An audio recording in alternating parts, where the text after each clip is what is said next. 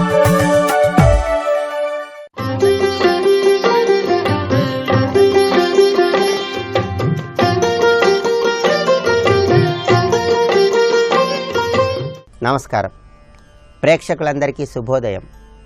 ఈనాటి కార్తీక శుభయోగం అనే శీర్షికన కార్తీక మాసంలో వచ్చే బహుళ త్రయోదశి తిథి సందర్భంగా ఈరోజు ఎటువంటి విధి విధానాలు పాటించాలో, తద్వారా ఎలాంటి ప్రయోజనాలను పొందవచ్చు, అలాగే కార్తీకంలో విభూతిని ధారణ చేసే సమయంలో ఎటువంటి నియమాలు పాటించాలో, విభూతి ధారణలో దాగి ఉన్నటువంటి పరమార్థం ఏంటో పరిశీలిద్దాం. ఈరోజు కార్తీక బహుళ త్రయోదశి తిథి సందర్భంగా సంధ్యా సమయంలో మీ గృహంలో దక్షిణ దిక్కులో నువ్వుల నూనె పోసి దీపాన్ని వెలిగించి ఓం యమాయ నమః అని మనస్సులో జపించుకోవాలి. యమధర్మరాజు అనుగ్రహం ద్వారా, పితృదేవతల అనుగ్రహం ద్వారా అపమృత్యు దోష తీవ్రతను తగ్గింపజేసుకుని దీర్ఘాయుర్దాయాన్ని పెంపొందింపజేసుకోవచ్చు. అలాగే కార్తీకంలో విభూతిని ధారణ చేయటం ద్వారా శివానుగ్రహానికి సులభంగా పాత్రలు కావచ్చు. విభూతిని ధారణ చేసే సమయంలో కొన్ని ప్రత్యేకమైన నియమాలను పాటిస్తూ విభూతి ధారణ చేసినట్లయితే చక్కటి శుభ ఫలితాలను పొంది శివానుగ్రహానికి పాత్రులవచ్చు. ఉదయం స్నానం చేసిన తర్వాత తడిగా ఉన్నటువంటి విభూతిని ధారణ చేయాలి. స్నానం చేయలేని సమయంలో శుచిత్వం కోసం విభూతిని ధారణ చేయవచ్చు. అలా స్నానం చేయలేని సమయంలో శుచిత్వం కోసం విభూతిని ధారణ చేసే సమయంలో, రాత్రి సమయంలో మాత్రం పొడి విభూతిని ధారణ చేయాలని శాస్త్రాలలో వర్ణించారు. స్నానం చేసిన తర్వాత మాత్రం తడిగా ఉన్నటువంటి విభూతిని ధారణ చేయాలి. విభూతిని కనుబొమ్మలకు దాటి కిందకు, పక్కలకు ఎట్టి పరిస్థితుల్లో ధరించరాదు. అలాగే విభూతిని ధరించే సమయంలో మధ్యవేలు, ఉంగరం వేలు ఈ రెండు వేళ్లతో రెండు రేఖలను తీర్చిదిద్ది ఆ తర్వాత బొటన వేలుతో మూడవ రేఖను దిద్దుకోవాలి. ఇలా విభూతిని ధారణ చేయాలి. పూజ చేసుకునే సమయంలో అనగా పూజా సమయంలో విభూతిని నాభి క్రింది భాగంలో ధరించరాదని కూడా పురాణాలలో వర్ణించారు. విభూతిని శరీరంలో అనేక ప్రాంతాలలో ధారణ చేయటం ద్వారా శివానుగ్రహానికి సులభంగా పాత్రలు కావచ్చు. విభూతిని శరీరంలో ఏ ఏ ప్రాంతాలలో ధరించాలో కూడా పురాణాల్లో వర్ణించారు.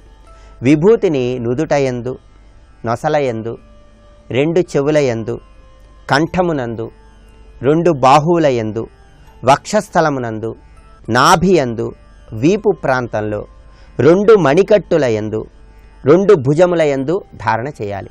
ఈ ప్రాంతాలలో శరీరంలో విభూతిని ధారణ చేసినట్లయితే శివానుగ్రహానికి పాత్రులై శివానుగ్రహం ద్వారా విశేషమైన శుభ ఫలితాలను పొందవచ్చు. అలాగే విభూతిని ధరించే సమయంలో ఒక శ్లోకాన్ని చదువుకుంటూ విభూతిని ధారణ చేసినట్లయితే శివానుగ్రహం ద్వారా సకల ఐశ్వర్యాలను సిద్ధింపజేసుకోవచ్చని నిత్య కర్మనిధి అనే గ్రంథంలో వర్ణించడం జరిగింది.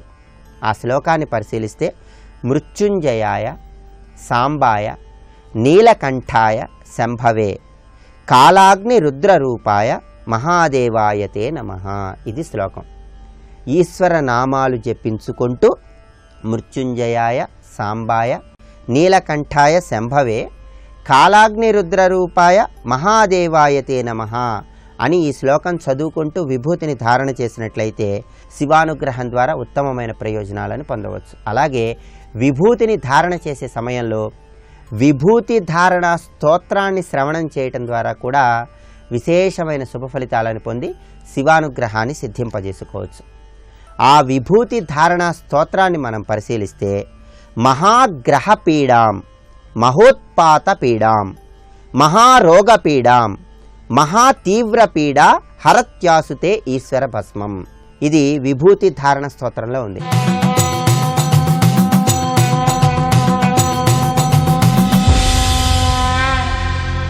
శతక సాహితీ సరస్వతికి నమస్కారం.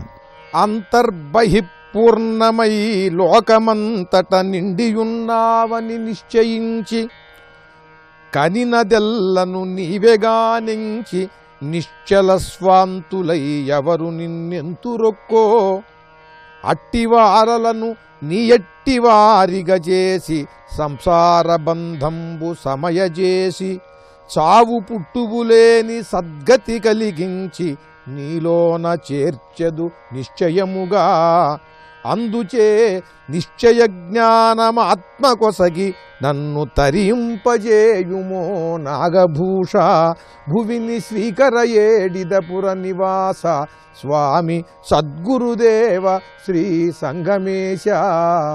ఓ సంగమేశ్వర స్వామి, అంతర్బహిపూర్ణమై లోకమంతట నిండియున్నావని నిశ్చయించి నువ్వు ఈ సకల చరాచర ప్రపంచమునంతటా కూడా ఏది కనిపిస్తున్నదో ఈ ప్రపంచంలో ఆ కనిపించే సకల పదార్థములయందు ఉన్నది నువ్వే అనేటువంటి దృఢమైన భావనతో, అంతేకాదు కనిపించకుండా మాలో ఉన్నటువంటి చైతన్యము కూడా నీవే అనే భావన చేస్తూ, కనినదెల్లను నీవేగా నెంచి చూసిన ప్రతి వస్తువు కూడా నీ స్వరూపమే, నీ చైతన్యమే అని భావించి నిశ్చల స్వంతులై ఎవరు నిన్నెంతురొక్కో, నిశ్చల మనస్కులై ఎవరు నిన్ను ఆరాధిస్తారో అట్టివారలను నీ ఎట్టివారిగా చేసి సంసార బంధంబు సమయజేసి.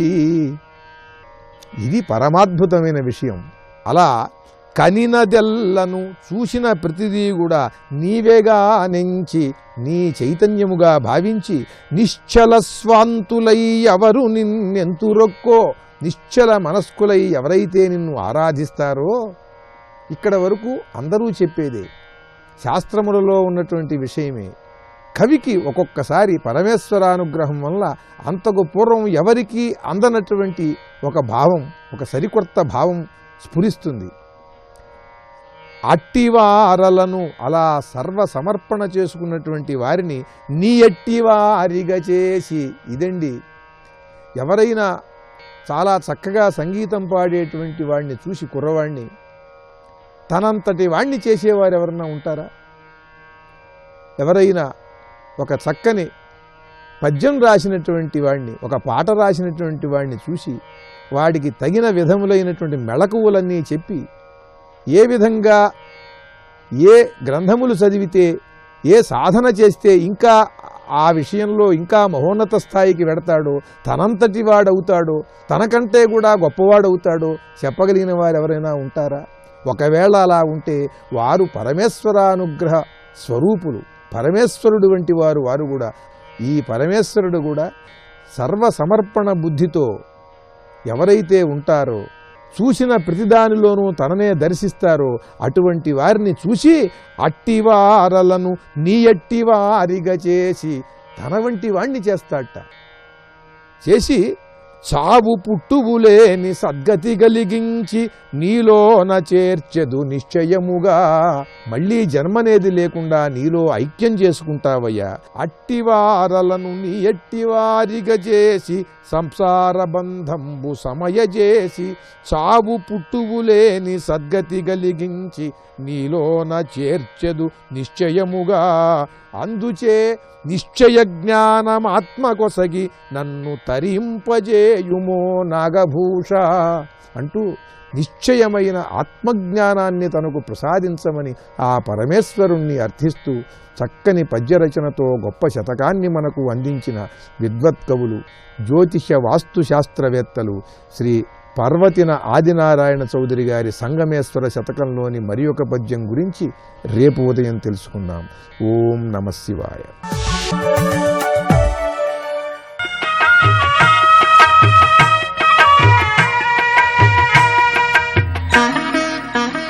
శ్రీ గణేశాయ నమః. శ్రీ సరస్వత్యై నమః. శ్రీపాదవల్లభ నరసింహ సరస్వతి. శ్రీ గురుదత్తాత్రేయాయ నమః. శ్రీ గణపతి సచ్చిదానంద సద్గురుపాదారవిందాభ్యాం నమో నమః. జయ గురుదత్త. అతృణే పతితో వహ్నే స్వయమేవోపశామ్యతి అక్షమావాన్ పరందోషై ఆత్మానంచైవ యోజయేత్. మహానుభావుడు విదురుడు ఈ శ్లోకంలో సహనశక్తిని గురించి, క్షమాగుణాన్ని గురించి, అది లేకపోవడాన్ని గురించి కూడా రెండు రకాలుగాను వెనక ముందు అట్టు వేసి తిప్పినట్టుగా చెబుతున్నాడు. అతృణే పతితః వహ్నే, నిప్పురవ వెళ్ళి గడ్డిలో కాకుండా నీళ్ళలో పడది. నీళ్ళలో పడితే ఏమైపోతుంది? నిప్పే చల్లారిపోతుంది. అదే గడ్డివాము మీద పడితే గడ్డివాము అంతా నిప్పు అయిపోతుంది. అది తేడా. క్షమాగుణం లేనివాడు గడ్డివాము లాంటివాడు, క్షమాగుణం ఉన్నవాడు చెరువు లాంటివాడు. ఎవరైతే వాళ్ళని నింద చేస్తున్నారో, వాళ్ళని అవమానం చేస్తున్నారో, వాళ్ళని పరాభవం చేయాలని చూస్తున్నారో వాళ్ళు నిప్పురవ్వ లాంటి వాళ్ళు. నిప్పురవ్వ వెళ్ళి క్షమాగుణం వాడి మీద పడది, అంటే చెరువు మీద పడది, ఏమైపోయింది? నిప్పే చల్లారిపోయింది. ఇదే నిప్పురవ్వ అంటే అవమానపరిచేవాడు క్షమాగుణం లేని వాడి మీద పడ్డాడు, అంటే గడ్డివాము మీద నిప్పురవ్వ పడింది, మొత్తం అంటుకుంది. దానివల్ల ఏం జరుగుతుంది? గడ్డివాము అంటుకుంటే గడ్డివాము ఒక్కడే తగలడు ఊరుకోదు, ఊరంతా తగలబెట్టేస్తుంది. అంచేత అక్షమావాన్ ఆత్మానం పరంచైవ దోషై యోజయేత్. క్షమాగుణం లేనివాడు తననే కాదు చుట్టుపక్కల ఉన్న వాళ్ళందరినీ కూడా దోషేణ యోజయేత్, అంటే నాశనం చేసేస్తాడు. అంతేకాదు, రెండో అర్థాలు చెబుతున్నాడు దీంట్లో. అక్షమావాన్ క్షమాగుణం లేనివాడు ఆత్మానం పరం దోషై యోజయేత్. తనను అత్యధికంగా దోషాలతో అంటే నాశనంతో సమకూర్చుకుంటున్నాడు, అంటే నాశనం కలిగేట్టు చేసుకుంటున్నాడు, అత్యధిక నాశనం కలిగేట్టు చేసుకుంటున్నాడు. ప్రహ్లాదుని మీద హిరణ్యకశిపుడు చాలా చాలా చాలా ఘోరాతిఘోరమైన ద్వేషాగ్ని వెదజల్లాడు. అంతా ఏమైపోయింది? ఆ ప్రహ్లాదుడు చెరువులాగా ఉన్నాడు. ఇది ఎంత ద్వేషించినా ఆ ప్రహ్లాదుడు ద్వేషించట. అది గమనించి ఆ హిరణ్యకశిపుడే ఆశ్చర్యపోయాడు. దివ్యము వీని ప్రభావమెంతయున్ అన్నాడు. ఏమిట్రా, నేను రకాలుగా సంహారం చేయాలని ప్రయత్నం చేస్తుంటే, అపకారం చేయాలని ప్రయత్నం చేస్తుంటే నన్ను ఒక తిట్టు కూడా తిట్టట్లేదే, ఇటువంటి శక్తి నాకు లేదే, వీడికి ఉందే అని. కనుక వీడి ప్రభావం రాక్షస జాతిది కాదు, వీడిది దివ్యము, దేవజాతి ప్రభావం వీడిలో ఉంది అనుకున్నాడు. అంటే అక్షమావాన్ అంటే ఎవరయ్యాడు? ఇప్పుడు ఇక్కడ క్షమాగుణం లేనివాడు హిరణ్యకశిపోయాడు, క్షమాగుణం కలవాడు ప్రహ్లాదుడు అయ్యాడు. ప్రహ్లాదుని మీదకి నిప్పులు కురిపించాడు హిరణ్యకశిపుడు. కురిపించినటువంటి హిరణ్యకశిపుడే నశించిపోయాడు. ఎందుకంటే క్షమాగుణం వాడి దగ్గర లేదు కనుక తననే తన నాశనం చేసుకుంటాడు. ఆధ్యాత్మిక సాధకులకు కూడా క్షమాగుణం చాలా ముఖ్యం. పూర్వం సుకరుడు అని ఒక మహర్షి గారు ఉండేవాడు. మహర్షుల్ని పరీక్షించడం దేవేంద్రుడికి నిత్యకృత్యం కనుక ఆయన యొక్క స్థాయి ఏమిటో పరిశీలిద్దామని కొంతమంది అప్సరసలను పంపించాడు దేవేంద్రుడు. అయితే ఈ సుకర మహర్షి గారు దానికి లొంగల. కొంచెం గ్యాప్ ఇచ్చి బ్రహ్మదేవుడు ఒక అప్సరసను వెంట పెట్టుకుని స్వయంగా వచ్చాడు. వచ్చి, అయ్యా సుకర మహర్షి, ఈ అప్సరస నిన్నే కోరుకుంటోంది కనుక నేను నీకు సిఫార్సు చేస్తున్నాను, రికమెండేషన్ చేస్తున్నాను, నువ్వు స్వీకరించు అన్నాడు. అప్పటిదాకా మామూలుగా కూర్చున్నవాడికి బ్రహ్మదేవుడు అంతటి వాడు ఇట్లాంటి పని చేసేటప్పటికీ సుకర మహర్షి గారికి అసహనం కాస్త నషాడానికి వెళ్ళిపోయింది. నీలాంటి దేవాధీశుడు కూడా ఇట్లాంటి పాడు పనులు చేయవచ్చునా అని నానా తిట్లు తిట్టేశాడు. కొంతసేపు తిట్టేటప్పటికి ఎంతైనా మహర్షి కదా, పరిశీలించి చూసినప్పటికీ తనలో ఉండే తపశ్శక్తి అంతా కూడా అడుగంటిపోయింది అని అర్థమైపోయింది. గుండెలు బాదుకున్నాడు. అరేరే, ఎంత పని చేశానో, సాక్షాత్ బ్రహ్మదేవుని నిందించాను, ఆయన నన్ను పరీక్షకు వచ్చాడు, నన్ను పరీక్ష చేయడం కోసానికి వచ్చాడు అనే మాట నేను గ్రహించలేక నేనేదో చాలా పెద్ద స్థాయిలో సద్గుణాల్లో ఉన్నాను, ఆయన ఏమన్నా దుర్గుణాల్లో అప్సరసల వ్యామోహంలో ఉన్నాడు అనేటువంటి భ్రాంతిలో పడి బ్రహ్మదేవుడిని నిందించాను. ఇప్పుడు ఏం చేయగలను? నా తపస్సు అంతా అడుగంటిపోయింది, ఇంకిపోయింది, బూడిదలో పోసిన భస్మం అయిపోయింది, మళ్ళీ మొదలెట్టాల్సిందే అని ఆయనంతటా ఆయనే బ్రహ్మదేవుడికి క్షమాపణ చెప్పి నమస్కారాలు పెట్టాడు. అయినా సరే ఏం లేదు, నువ్వు అర్హుడు కాదు, నీ తపస్సు ఇంద్రియ జయాన్ని కాకుండా క్రోధ జయాన్ని కూడా అది సాధించాల్సి ఉంది, అది సాధించలా, బ్రహ్మదేవుడు ఎదురకుండా క్రోధానికి వశుడైపోయావు అని చెప్పి వెళ్ళిపోయాడు.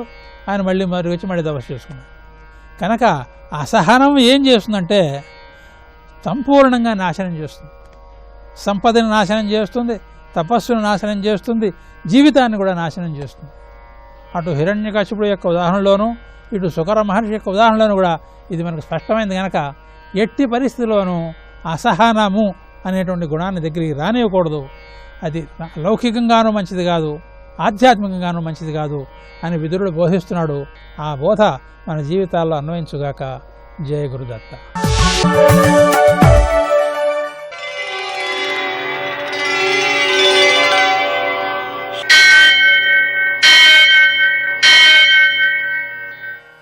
సహస్రశీరుషం దేవం విశ్వాక్షం విశ్వశంభువం విశ్వం నారాయణం దేవమక్షరం పరమం పదం విశ్వతః పరమాం నిత్యం విశ్వం నారాయణగుం హరిం విశ్వమేవేదం పురుషస్తద్విశ్వముపజీవతి పదిం విశ్వస్యాత్మేశ్వరం శాశ్వతం శివమచ్యుతం నారాయణం మహాజ్ఞేయం విశ్వాత్మానం పరాయణం.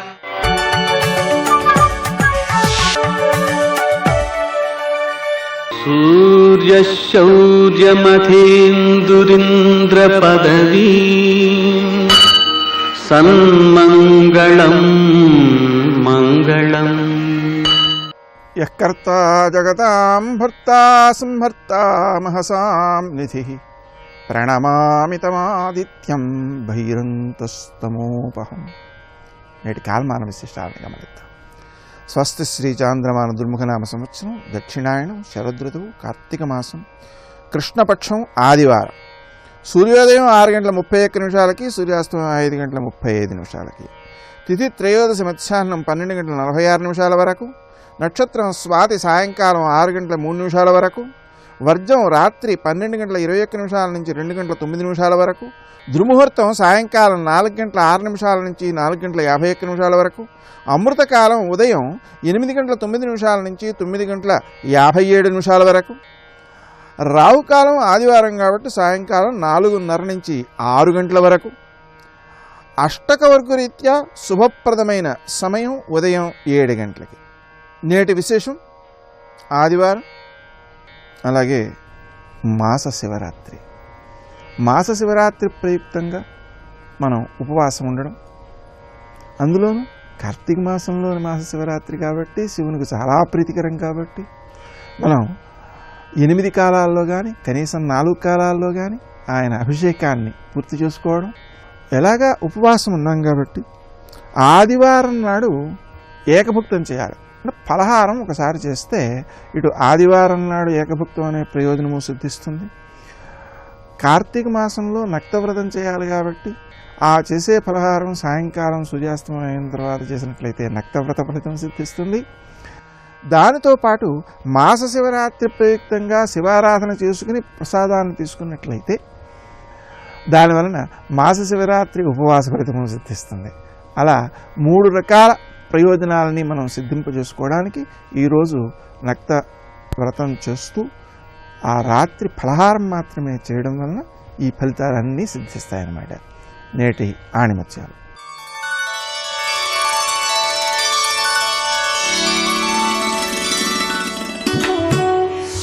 భగవంతుని గురించి తపించడమే తపస్సు.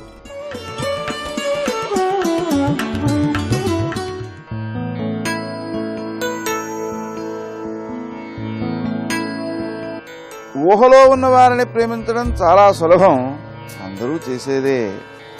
ఉనికిలో ఉన్న వారిని ప్రేమించు.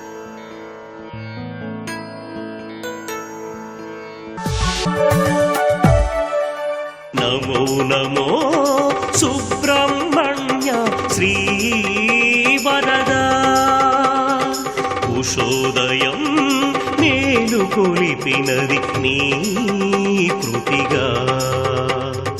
అన్నమయ్య కూడా తలపు లోపలనున్న దైవమునకు నిత్య పూజలివివో నేరిచినవోహో అన్నాడు. ఆయన అక్కడ వెంకటేశ్వర స్వామిని అత్యామూర్తిగా స్తుతిస్తూ అంతర్యామిగా తనువే గుడియట, తలయే శిఖరమట, పెను హృదయమే హరిపీఠమట అన్నాడు ఆయన. అంటే అంతర్యామిగా ఉన్నటువంటి తత్వాన్ని మర్చిపోలేదు, అర్చామూర్తిగా ఉపాసన చేస్తున్నాడు. కనుక కేవల బాహ్య దృష్టి కూడదు, కేవలం భావంతోనే తృప్తిపడతానడానికి లేదు. 2 కలియడం అంటే ఏమిటో భక్తుల దగ్గర కనబడుతుంది. అందుకే సముద్ర తీరంలో ఉన్న గుహుని హృత్సరోజే భావయే, హృదయంలో భావిస్తున్నాను. గుహం అనే మాట ఇక్కడ వాడారు. ఎక్కడ ఏ శబ్దం వాడాలి అనేది ఋషికల్పులైన మహాత్ములకి తెలుసు. ఇక్కడ గుహం అని ఇక్కడ ఎందుకు వాడారంటే పరం పుమాం సంనిహితం గుహాయాం ఉపనిషత్తు చెప్తోంది. పరమపురుషుడు గుహయందు ఉన్నవాడిని మనం ఆశ్రయించాలి అన్నారు. ఇక్కడ గుహ అనే శబ్దం ఉపనిషత్తు వాడింది. అందుకే మహావాక్య గూఢం కదా ఆయన. గుహం అంటే రహస్య స్థానం అని అర్థం. ఇక్కడ లోపలి చోటు. గుహ అని మనం కొండల్లో కూడా గుహలు అంటే లోపలకు ఉంటాయి ఒకటి, రహస్య స్థానములు ఒకటి, రెండు అర్థాలు తీసుకోవాలి. సుబ్రహ్మణ్యుడి పేరే గుహుడు. ఆయనకున్న పేర్లలో ఒకటి గుహనామం, ఆయనకు మాత్రమే ఉంది ఈ పేరు, ఇంకెవరికి ఉండదు. మీరు పరిశీలించారు. గుహుడు, గుహా శబ్దము సరిగ్గా పరంపు మాంసం నిహితం గుహాయంతో అన్వయింపబడుతున్నది. గుహ యందు ఉన్నవాడు, గుహ లోపల ఉన్నాడు ఆయన. అంటే హృదయం అనే గుహ, శరీరం కొండలాగుంటే హృదయం గుహలా ఉంటే హృదయ గుహలో అంతర్యామిగా ఉన్నటువంటి పరతత్వం అతడే. అది గుహ శబ్దం ఆయనకి చెప్పబడుతున్నది. అంతేకాదు గూఢ అని మహావాక్య గూఢం అనే మాటలో శంకర భగవత్పాదులు వారు గూఢమైనదే గుహ, కానీ గూహనము గూఢ ఈ రెండు శబ్దములు ఒకటే సంస్కృతంలో. కనుక మహావాక్య గూఢం అనే దాంట్లోనే గుహ శబ్దానికి వ్యాఖ్యానం ఇచ్చారు శంకర భగవత్పాదులు వారు. మహావాక్యముల యందు రహస్యముగా చెప్పబడ్డ జ్ఞానమేదో అతడు గుహస్వరూపుడు. అందుకే ఈయనకి శ్రీ గురుగుహ అనే మాట ఉన్నది. గుహుడు, అది తెలుసుకునే జ్ఞానం కూడా ఆయన ఇవ్వాలి కనుక గురువు కూడా. కానీ గురు గుహ అంటే కేవల జ్ఞానస్వరూపుడు సుబ్రహ్మణ్యుడు అనేటటువంటి భావం గుహనామం ద్వారా తెలియబడుతున్నది. అంటే సామాన్యమైన దైవం కాదు ఆయన. అందుకు గురు గుహ రెండు శబ్దములు మనం గురు కూడా కలుపుకున్నాం. గురుగుహ అనేటువంటి దాన్ని చెప్పినవాడు మహానుభావుడు ముత్తుస్వామి దీక్షితుడు వారు. ఈ గురుగుహ శబ్దం ఆయన వాడారు. ఈయనకి వేరేగా గురు అనే శబ్దం ఉంది, గుహ అనే శబ్దం ఉంది, రెండు కలిపి వాడినవాడు మహాత్ముడు. ఎందుకంటే ఆయన అనుగ్రహం పొందాడు. నజానామి శబ్దం నజానామి చార్థం నజానామి పద్యం నజానామి గద్యం. ఏవీ తెలియకపోయినా ముఖాన్నిస్సరంతే గిరశ్చాపి చిత్రం, పలుకులు పలికిస్తాడు. అదేవిధంగా మరొక ఆయన ముత్తుస్వామి దీక్షితుడు. ఆయన చోట కూడా అత్యద్భుతమైన పద్యం గద్యమే కాదు, సంగీతం కూడా పలికించాడు మహానుభావుడు. తిరుత్తణి క్షేత్రంలో మహానుభావుడు కొంతకాలం 40 రోజులు సాధన చేశాడు. అది కూడా ఎలాగూ తన గురువు చిదంబరనాథ యోగి ముత్తుస్వామి దీక్షితుల వారిని కాశీక్షేత్రానికి తీసుకువెళ్లారు. శ్రీ విద్య మంత్రం ఇచ్చి అక్కడ పండించుకుందువు గాని నాతో పాటు రా అని తల్లిదండ్రులు పంపించారు. అప్పటికే ముత్తుస్వామి దీక్షితుల వారికి వివాహం కూడా జరిగింది. ఆ భార్య కూడా సాధనకి పంపించింది. పైన ఆయన పేరు ముత్తు స్వామి. ముత్తు అంటే అందగాడు, ముద్దొచ్చేవాడు సుబ్రహ్మణ్యుడు. ఈ ముత్తుస్వామి ఎక్కడున్నాడంటే చిదంబరానికి దగ్గరలో వైదీశ్వరన్ మందిరం ఉంది. చాలామందికి తెలిసి ఉంటుంది, నాడీ శాస్త్రానికి ప్రసిద్ధి, ఇలాంటివి బాగా గుర్తుంటాయి. ఆ వైదీశ్వరన్ ఆలయంలో సుబ్రహ్మణ్యుడి పేరు ముత్తుస్వామి.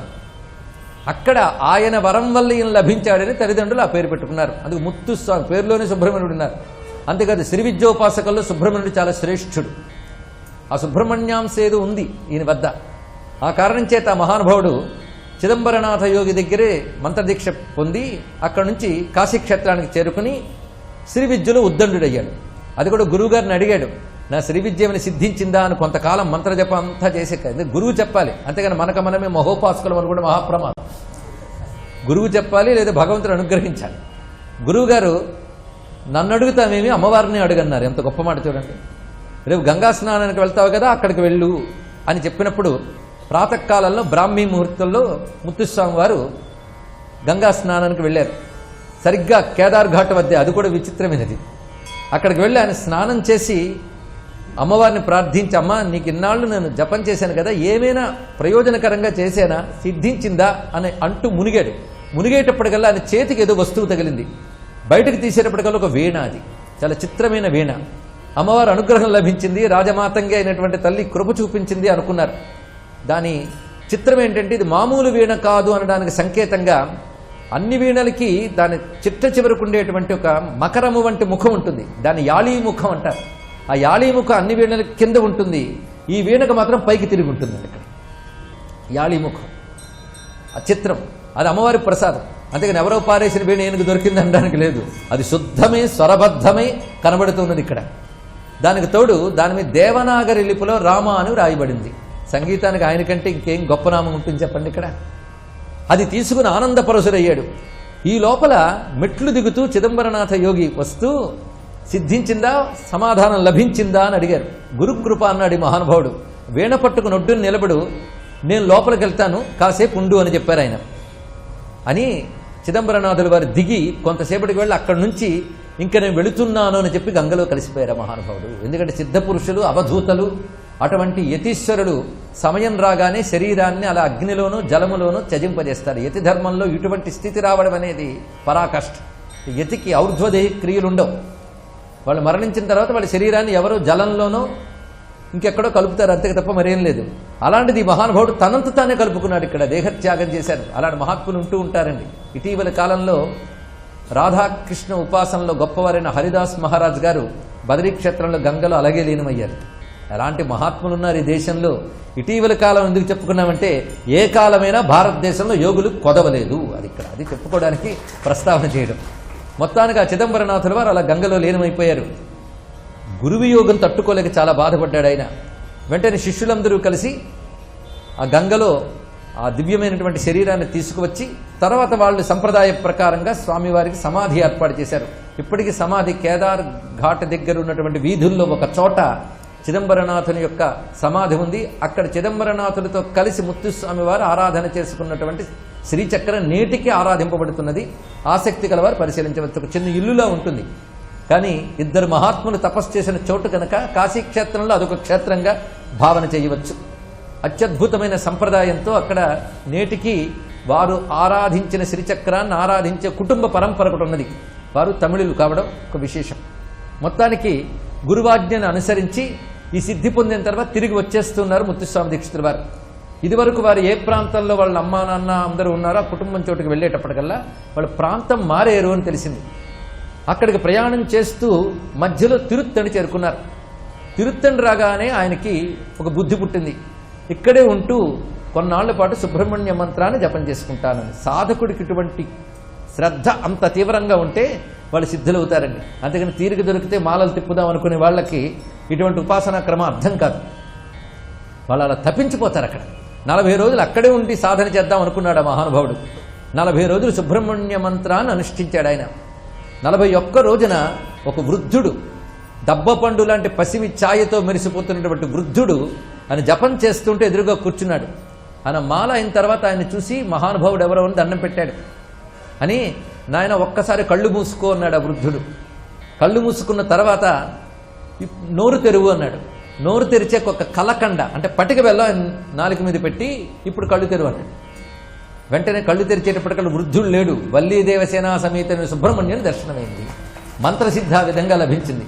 ఎప్పుడైతే కలకండ నోట స్వామి చేత పెట్టబడిందో అప్పుడు ముఖాన్నిశ్చరంతే గిరశ్చాపి చిత్రం, ఆశ్చర్యకరంగా పలుకులు వచ్చాయి.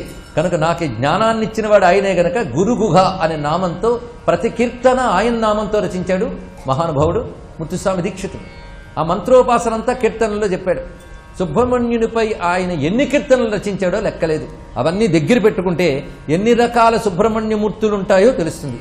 ఎందుకంటే మంత్రశాస్త్రాలన్నీ చదవక్కర్లేదు. ముత్తుస్వామి దీక్షిత కీర్తనలు చదివితే అవే మంత్రశాస్త్రాలు.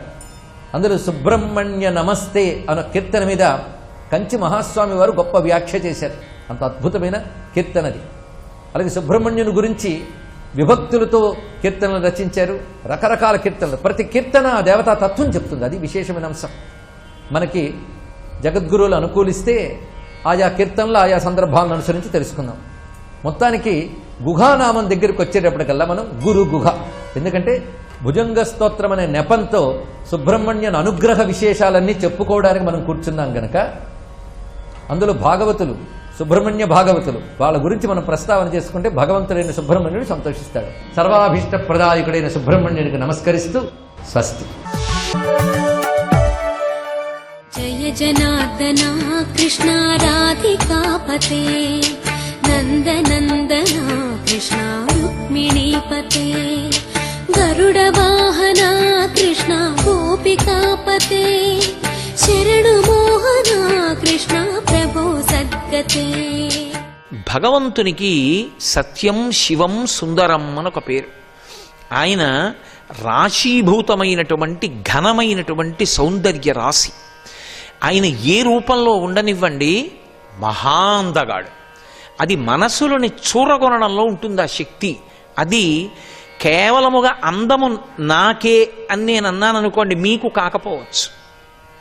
మీరు చూడండి, అందము అని నేను అన్నాను అనుకోండి, అది నాకు అందమైనది మీకు అందం ఎప్పుడూ కాకపోవచ్చు.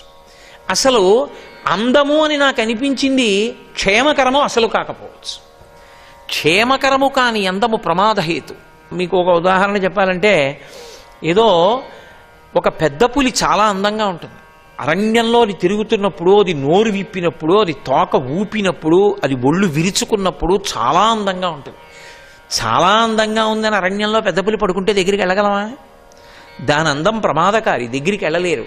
ఏది మనసు లోపల అందంగా ఉంటుందో అది పైకి అందంగా కనపడకపోయినా క్షేమకారి మాత్రమో అది సౌందర్యం.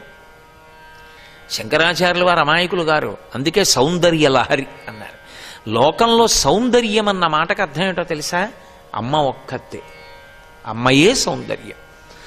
అమ్మ సౌందర్యం అంటే అమ్మ అందమని కాదు దాని అర్థం.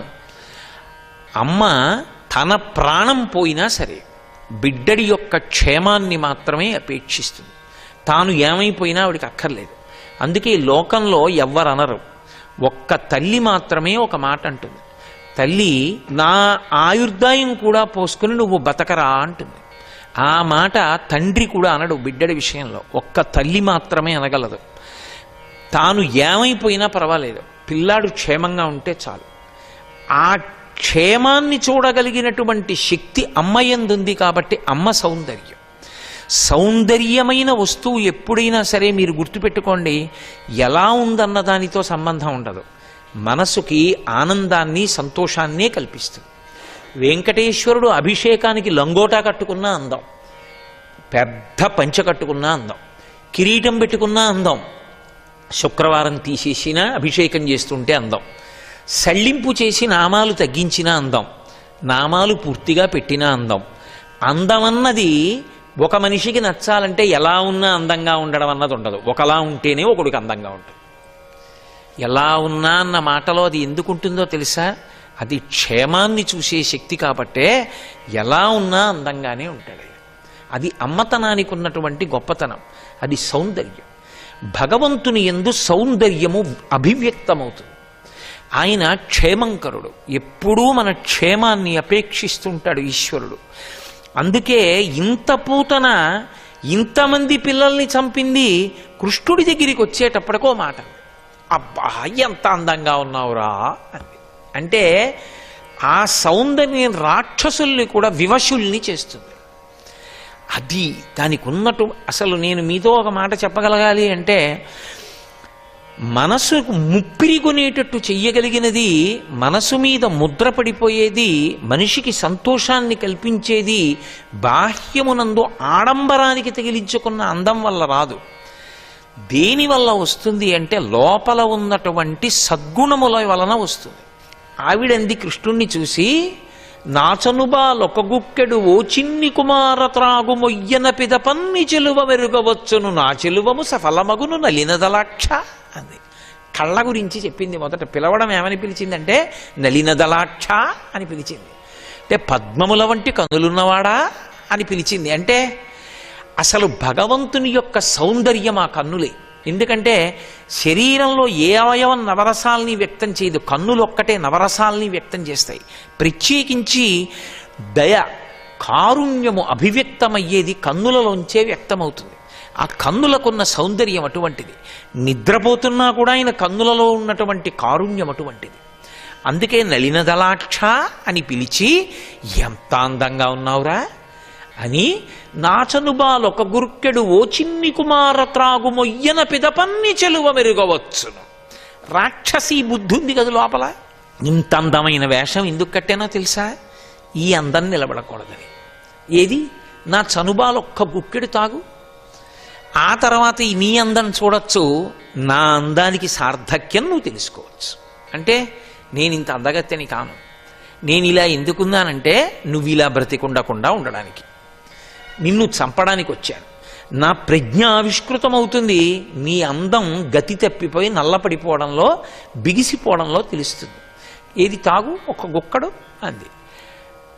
పసిపిల్లవాడు కదా, ఆయనకి అర్థం అవుతుందా? ఆయనకి అర్థం అవ్వాలని కాదు, భగవంతుణ్ణి చూసినప్పుడు రాక్షసీ గుణములున్నవాళ్ళు కూడా ఏదో ఒక స్తోత్రం చెయ్యకుండా ఉండలేరు. అది ఈశ్వరుని యొక్క ప్రజ్ఞ. అందుకే నలినదలాక్ష అని ఆయన సౌందర్యాన్ని స్తుతించింది. తీసి ఒళ్ళో పెట్టుకుంటోంది. గబగబా పరిగెత్తుకొచ్చారు. అక్కడే ఉన్నారు ఆ బలరాముని తల్లి, కృష్ణ పరమాత్మ యొక్క యశోద కదా తల్లిగా ఉంది ఇప్పుడు. అందుకని యశోద, ఇద్దరు రోహిణి పరిగెత్తుకొచ్చారు. అయ్యో అయ్యో అయ్యో, అతను మా పిల్లవాడమ్మా, యశోద యొక్క స్తన్యము నుండి స్రవించిన పాలు తాగుతాడు తప్ప ఇలా లోకంలో ఉన్న అందరి స్త్రీల పాలు తాగడు. విడిచిపెట్టి అంటున్నారు. ఆమె గబగబా పిల్లవాణ్ణి సంహరించాలని తన యొక్క కంచుకొమను పైకెత్తి స్తన్యమును కృష్ణ పరమాత్మ యొక్క నోటిలో ఉంచింది. ఆయన ఎంత తమాషా చేస్తాడు, ఆయన ఏం చటుక్కుని చంపడం. ఆయన పసిపిల్లవాడు గాఢ నిద్రలో ఉండగా అమ్మ నిద్ర లేపేసింది అనుకోండి, ఏదో తొందరగా వెళ్ళాలి ఎక్కడో శుభకార్యానికి, మళ్ళీ గంట పోయే వరకు పాలివ్వడానికి ఉండదు పిల్లాడికి. ఒరే కొంచెం పాలిచ్చేసి వచ్చేస్తానని పరమ ప్రేమతో పాలిచ్చే అమ్మ ఇచ్చేటప్పుడు అంత నిద్రపోతున్నవాడు ఎలా లేస్తాడో అలాగే లేచాడు కృష్ణుడు కూడా. మేల్కొన్న తెరగున మెల్లన కనువిచ్చి క్రీగంట చూచుచు గిదిసి నీల్గి ఆవులించుచు చేతులాదరంబున జాపి యొదిగిలియా కొన్న యోజనూది బిగుచన్ను కవకేల కబళించి పీడించి గుక్కకు గుటుకు మనుచు ఒక రెండు గుక్కలను విధ ప్రాణముల సైతము మేనిలో సత్వమెల్ల త్రావె నదియును గుండెలు తల్లడిల్ల జిమ్మ తిరుగుచు శిరముయు నెలవ్రాల ఇతర బాలుల క్రియవాడ వివు కాదు చన్ను విడువుము చాలుననుచు. ఎంత అద్భుతమైనటువంటి ప్రత్యక్ష ప్రసారం చేశారంటే పోతన గారు, మేల్కొన్న తరగున మెల్లన కనువిచ్చి క్రీగంట చూచుచు గిదిసి నీల్గి. ఆ చిన్ని కృష్ణుడు మంచి గాఢ నిద్రలో ఉండగా అమ్మే పాలివ్వడానికి వస్తే ఎలా నిద్రలేస్తాడో అలా ఎంతో కష్టం మీద కనురెప్పలు విప్పినట్టుగా ఇలా విప్పి చూసి మళ్ళీ ఇలా కళ్ళు మూసుకుని ఆ చిన్ని బోసునోరు విప్పి ఆవలించి ఇలా ఒళ్ళు విరుచుకున్నట్టుగా ఒళ్ళు విరుచుకుని అమ్మ కనపడేటప్పటికి ఆదరంతో చెయ్యెత్తి అమ్మ గుండెల మీద వేసినట్టుగా చెయ్యెత్తి ఆ పూతన యొక్క స్తన్యం మీద వేసి ఒక్కసారి ఆదరమ్మున గిదిసి నీల్గి ఆవులించుచు చేతుల ఆదరంబున చాపి ఒదిగిలి యాకొన్న యోజనూది బిగిచన్ను కవకేళ కబళించి పీడించి గుక్కకు గుటుకు మనుచు. పసిపిల్లలు పాలు తాగేటప్పుడు గుటుక్కుమని శబ్దం కూడా వినపడుతుంటుంది. అలా గుటుక్కుమని ఆ స్తన్యాన్ని పట్టుకొని పూతనా స్తన్యము నుండి 2 గుటకలు వేశాడు. ఇప్పటి వరకు 2 గుటకలు కాదు, అసలు ఆ స్తన స్పర్శ కలిగితే పనడిస్తారు పిల్లలు. ఈయన 2 గుటకలు వేశాడు. 2 గుటకలు వెయ్యగానే ఆవిడంది, జిమ్మ తిరుగుచూ నిలువక శిరమువ్రాల. జిమ్మ తిరిగిపోయి ఆవిడికి తల నిలబడక ఇలా పడిపోతూ ఇతర బాలుర క్రియవాడ వివు కాదు, అయ్యబాబోయ్ మిగిలిన పిల్లల్లాంటి వాడివి కాదురో, ఇదేమిటి నా ప్రాణాలు పోతున్నాయి, నువ్వు పాలు తాగితే చన్ను విడువుము చాలుననుచు. తాగద్దు వదిలేయి అంటోంది. 2 గుక్కల నువిధ ప్రాణముల సైతము మేనిలో సత్వమెల్లా. పూతన అనబడేటటువంటి ఆ రాక్షసి యొక్క శరీరంలో ఉన్నటువంటి సమస్త శక్తులను 1 గుటకలో తాగాడు. ఆమె ప్రాణములను 2వ గుటకలో తాగాడు. ఇప్పుడు ఆవిడ నిజ శరీరంతో పడిపోయింది. మృత్యు వస్తే రాక్షసులు యథాశరీరంతో పడిపోతారు. కొన్ని కాలముల యందు వాళ్ళ నిజస్వరూపాలు వచ్చేస్తాయి. అందులో మృత్యు ఒకటి. కాబట్టి ఇప్పుడు ఆవిడ నేల మీద పడిపోయింది.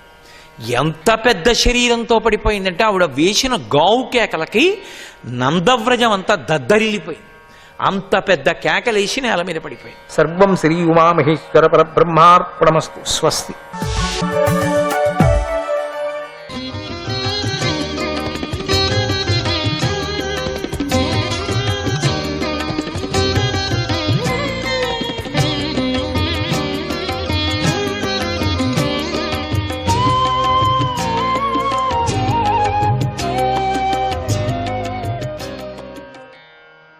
గోవిందాయ నమః.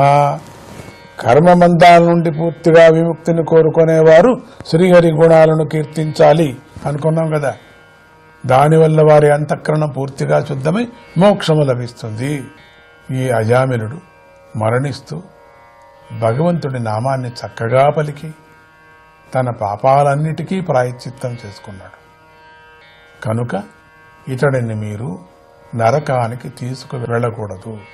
సాంకేత్యం పరిహాస్యం వా స్తోవం హేళనమేవ వా వైకుంఠనామగ్రహణం అశేషాఘహరం విదుః. వైకుంఠవాసుడైన శ్రీహరినామాన్ని వేరొకరిని పిలవాలనే ఉద్దేశంతో పేరు పెట్టి పిలిచినా, నవ్వులాటకు పిలిచినా, పలికినా, ఊతపదంగా పాట పాడినా ఒకడిని అపహాస్యం చెయ్యటానికి పలికిన, ఏ విధంగా స్మరించినా పాపాలన్నీ నశిస్తాయన్న విషయం మహాత్ములకు తెలుసు. పక్షులు శబ్దం అనేది వింటే పాపాలు పోతాయంటారు, లోపల నుండి గుబులంతా పోతుందంటారు. కానీ ఇక్కడ అది ప్రతి ఒక్క అరుపుకు కూడా పరమాత్మను స్మరణ చేస్తుంది తెలుసా. ఆకారం లేని పరమాత్మని ఎప్పుడూ ధ్యానిస్తూనే ఉంది. నిరాకార రూపమైనటువంటి పరమాత్మలో గాలిలో చేరటానికి ప్రయత్నిస్తుంది అది. అందుకని మనం అక్కడికి వెళుతూనే అన్నీ మర్చిపోయి మనము కూడా రామ దత్త నమ శివాయ అది అంటూ ఉంటే ఎవరు ఎట్లా అనుకొని మా మనసుకు మాత్రం చాలా అద్భుతమైనటువంటి సంతోషాన్ని కలిగించినటువంటి ఒక విచారం ఇది. సుఖవనం అంటే ఎట్లా ఉంది స్వామి మీకు? చాలా అద్భుతంగా ఉంది. ఏమన్నా అద్భుతంగా ఉండి అద్భుతం లేకపోని అది నాకు అక్కర్లేదు. ఇది రంగు ఇట్లా ఉండి ఆ రంగు అట్లా ఉండని, ఇది చిన్న పక్షి పెద్ద అట్లా నాకు అక్కర్లేదు. నాకు ఒకటే, అక్కడ ఆ అరుపులు, ఆ పక్షులు అరుపులు శ్రద్ధగా జనం వింటూ దాంతోపాటు మాట్లాడుతున్నారు. తెలియకనే వాళ్ళ నోటి నుంచి దత్త అంటున్నారు. చాలా సంతోషం ఇవన్నీ కూడా. ఇవన్నీ వింటూ ఉంటే రామ రామ రామ రామ అనేది ఇప్పుడు ప్రారంభమైంది ఒకటొకటిగా. సంతోషం. ఇంకోటి చెప్తుంది, జయ హనుమాన్ జ్ఞానగుణ సాగర అంటుంది, ప్రారంభం చేస్తుంది. ఇంకోటి ఓం నమో నారాయణ కృష్ణ అని ఒకటి అంటే లేదు ఓం నమో నారాయణ దత్త అంటుంది. ఒకవేళ మేము చెప్పించినా కూడా అట్లా రావాలి కదా. దాంట్లో పూర్వజన్మం యొక్క సంస్కారం దాంట్లో ఉంది. అందుకని దాళ్ళని చూస్తూ ఉంటే మాకు అవి కరిచిన నా మీద అవి అశుద్ధం చేసినా నాకేమనిపించదు. నా తలకాయ అంతా చేసేస్తాయి అన్నీ, ఏదో చిన్నపిల్లల్లాగా. కానీ నాకేం అనిపించదు. అవి మాట్లాడే మాటలు అత్యద్భుతమైనటువంటి, ఏదో సందేశాన్ని తీసుకొచ్చి మోసుకొచ్చి నా చెవిలో చెప్పినట్టుగా చెప్తూ ఉంటాయి. ఇవన్నీ మనం ఉదాహరణ చేసుకోవచ్చు మనం. అందుకని మానవులే కాకుండా పశుపక్షాదుల్లో కూడా మంచి జ్ఞానం ఉన్నదేని. అన్నీ కాకపోయినా కొన్ని దాళ్లలో అప్పుడప్పుడు స్వామి ప్రకాశిస్తూ ఉంటాడు. అన్ని దాంట్లోనూ ప్రకాశిస్తున్నాడు లేదని కాదు, కొన్ని దాంట్లో తొందరగా కనపడుతుంటాడు. మానవుడు క్రింద పడినప్పుడు కానీ, జారిపోయినప్పుడు కానీ, శరీర అవయవాలు విరిగినప్పుడు కానీ, ఏదైనా కరిచినప్పుడు కానీ, ఎండ మొదలైన వాటి వల్ల బాధ కలిగినప్పుడు కానీ, కర్ర మొదలైన వాటి దెబ్బలు తగిలినప్పుడు కానీ, ఉద్దేశపూర్వకంగా కాకపోయినా మామూలుగా అయినా ఏ వ్యక్తి హరినామాన్ని పలుకుతున్నాడో అతడు నరక యాతనలు అనుభవించటానికి తగినవాడు కాడు నిర్ణయించాడు. భాగవతం ఎట్లా చెప్తుంది. కొట్టించుకునేటప్పుడు మనం ఏమంటుంటాం, అయ్యో అమ్మా, అయ్యో నొప్పి నొప్పి, అయ్యయ్యా ఎముకలు ఇరుగాయి అంటాం. కానీ అక్కడ కూడా శ్రీహరి కృష్ణ దత్త అనయానం. కొట్టినవాడు కొడుతూ ఉండిన వాడి మీద ఎగిచెగిసి పడతాం కానీ నాకు మళ్ళీ కొడతాం చూడు అంటాడు. కానీ ఎప్పటికీ కొట్టినాయన శ్రీహరి కృష్ణ దెబ్బలంతా వాడిదే. నాకు దత్త దత్త అని ఒక్కరన్నారు. పెడదాము. మధుసూదనాయ నమః. కార్తీక మాసంలోని చివరి సోమవారం నాడు ఆచరించే శివారాధన, లక్ష్మీనారాయణల ఆరాధన వల్ల ఎటువంటి సత్ఫలితాల్ని సిద్ధింపచేసుకోవచ్చు? కార్తీక సోమవారం వ్రత విధానం ఏమిటి? దీపదానం వల్ల కలిగే సత్ఫలితాలేమిటి?